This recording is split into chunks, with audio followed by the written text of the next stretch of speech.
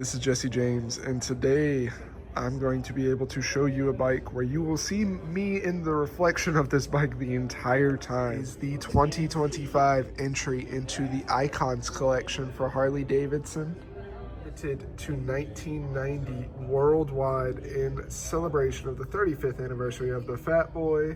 It is the Gray Ghost. So the overall idea of the Icons collection is to take a new motorcycle and to make it look like a bike that is a part of Harley Davidson history, a bike that made Harley Davidson. So like last year it was the Hydroglide, the year before that was the Highway King. After that you had the Electroglide revival, and then I want to say the El Diablo was also a part of that, but I can't remember off the top of my head.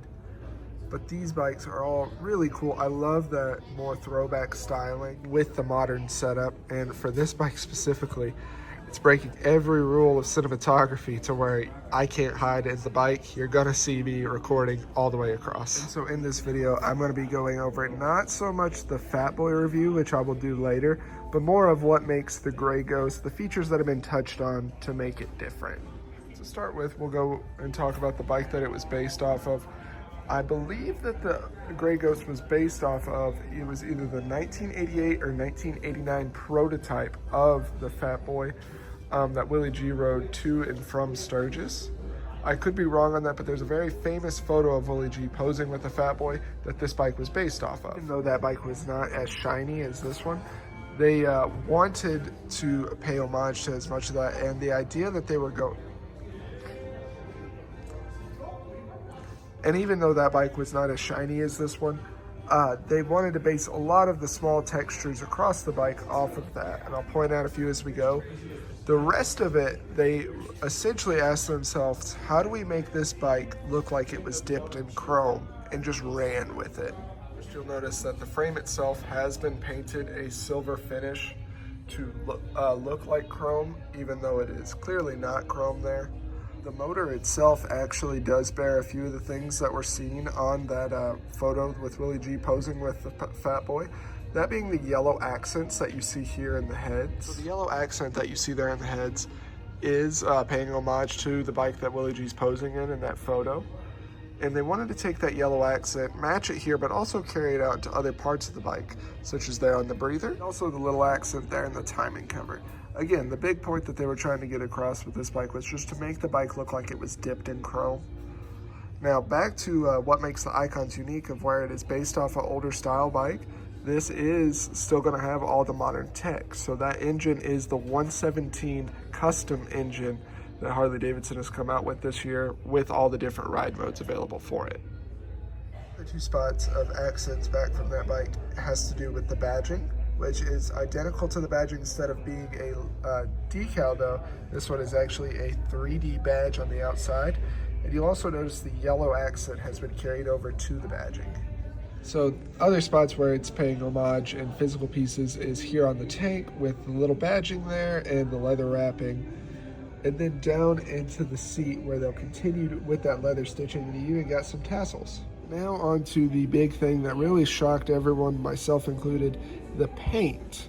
To achieve this chrome finish look from a paint, you have to go through a physical vapor disposition process, which is essentially where you put the colors that you need in order to get that look, like the shade of it, if you will. But to get the actual shine that you see on it, you actually have to put it through a vacuum sealing process in order to get this mirror-like reflection finish, as the motor company likes to call it. The motor company has actually been stressing to us to point out that do not use your regular chrome cleaner on this paint setup, because you will develop swirls and ruin the finish that's across this if you use regular chrome.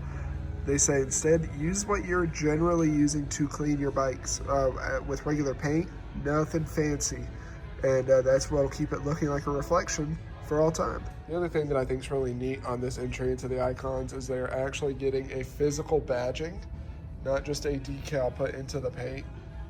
I prefer the physical badging over paint decals. I think it just looks nicer. Now, as I said at the start of the video, this bike is celebrating the 35th anniversary of the Fatboy, and this is going to be a serialized numbered edition. So this one is 978 of 1990.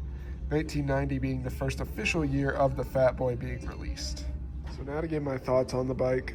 I'm not much of a Fatboy person. It's before my time. Never really got into the Terminator, which may have been my big problem with it. For the overall look, I love the look. I think it looks fantastic. It's really just something different too. Like, this is really a bike with that much chrome. Like, you gotta be what I would call a chromosexual to really like this bike. Of all the icons they've done though, I think this is the one that I would be least tempted to buy. Just because, one, it's not the riding style that I really go for, but also with that much chrome, I would be nervous of riding it. This is far more of a collector's piece, which I think, like 1990 worldwide, yeah, that's what you'd be going for, but it's just not my thing. And with that being said, the bike that I'm doing this video on is actually already sold, and I know that of the 5 stores, 2 of them are already gone as well, so they came in quick and are leaving quick. So maybe I'm just completely off the reservation with this. And that is going to do it for my review of the 2025 entry into the Icons collection, the Gray Ghost. What are your thoughts on it? Is it a bike that you could see yourself riding, or is it a bike that you would just have over into your garage? Give a comment down below. If you enjoy bike reviews, behind the scenes of what it's like working at a Harley dealership, consider giving it a subscribe, because that's what I do here. But more than anything, I'll catch you out there riding.